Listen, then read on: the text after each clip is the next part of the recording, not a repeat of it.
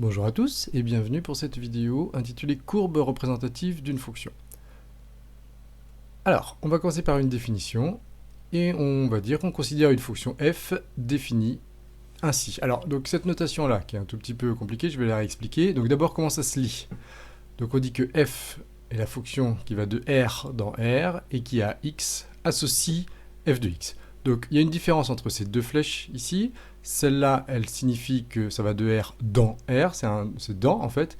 Et celle-ci, avec la petite barre devant, c'est associe. D'accord? On va parler d'image et d'antécédent, des termes que vous connaissez déjà. Donc f de x, c'est l'image de x, c'est-à-dire que l'image, c'est le nombre d'arrivées. Voilà, ça c'est l'image. A l'inverse, le nombre de départ, x, c'est un antécédent de f de x. On dira toujours un antécédent parce qu'il peut y avoir plusieurs antécédents, alors qu'on dira que f de x est l'image parce qu'il n'y en a toujours qu'une seule image.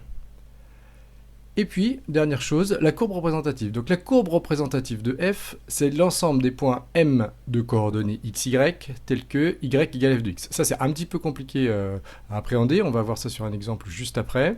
Ce qu'il faut bien comprendre ici, c'est que là, x, c'est ce x-là, c'est le nombre de départ, donc c'est l'antécédent, et y qui vaut f de x, c'est l'image. Donc ici, on a antécédent et image. Donc dès qu'on prend un nombre et qu'on calcule son image, eh bien, ces deux nombres-là, ça nous donne les coordonnées d'un point sur la courbe.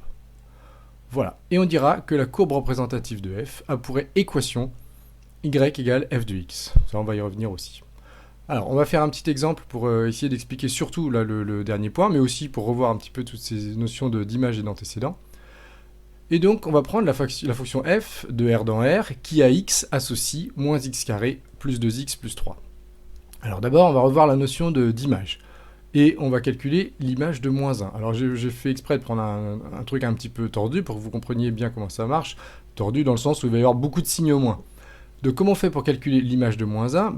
Au lieu d'avoir f de x ici, on a f de moins 1. Ça veut dire qu'on a remplacé le x par moins 1. Donc si j'ai remplacé le x ici par moins 1, je dois remplacer tous les x par moins 1. Donc on imagine qu'on a une petite boîte, là que le x c'est une petite boîte, et on remplace tous les x par moins 1. Il ne faut pas aller trop vite parce que sinon on va se perdre. Donc ici, si je remplace, ça va faire moins 1 au carré, plus 2 fois moins 1. D'accord? Donc on y va, moins 1 au carré, plus 2 fois moins 1, et plus 3. On calcule d'abord le moins 1 au carré. Moins 1 au carré, ça va faire 1. Mais comme il va rester un moins devant, ça va me faire moins 1 ici.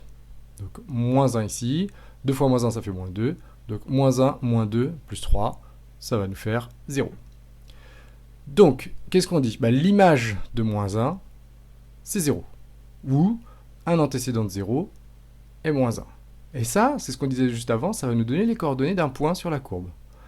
Donc, quel point ? Eh bien, le point de coordonnées moins 1, 0, il est sur la courbe. C'est-à-dire que là, j'ai ma première coordonnée, l'abscisse, c'est le nombre de départ, c'est le x, l'abscisse c'est toujours x.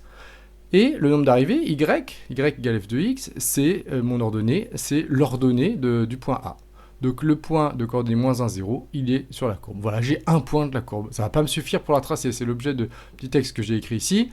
On a obtenu un point de la courbe représentative de f. Ce n'est pas suffisant pour la tracer.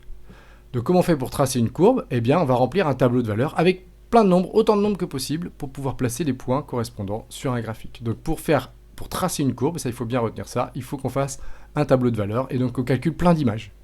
Alors allons-y. Là j'ai pris, alors c'est moi qui ai choisi les valeurs de x, j'ai choisi exprès pour que ça marche bien. Qu'est-ce qu'on a déjà calculé ? On a déjà calculé l'image de moins 1. On sait que l'image de moins 1 c'est 0. Donc ici, on va mettre 0. Et on en a déduit que le point de coordonnée moins 1, 0, il était sur la courbe. Donc on va placer un point à cet endroit-là et on sait que notre courbe, elle va passer par là.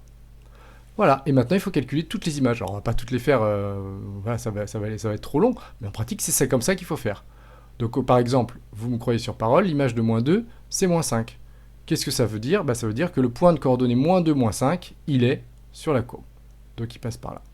Voilà, et on calcule toutes les autres images, et on a tout ça, et on va placer tous ces points. Le point de coordonnée 0, 3, il est là, le point de coordonnée 0, 5, 3, 75, il est là, etc., etc. Je les place tous d'un coup, et voilà mes points. Maintenant, j'ai plus qu'à les relier à main levée, et puis on obtient la courbe suivante. Voilà comment ça marche. Et pour terminer, donc la première ligne, la ligne des x, c'est la ligne des antécédents, et la ligne des f de x, ce sont les images.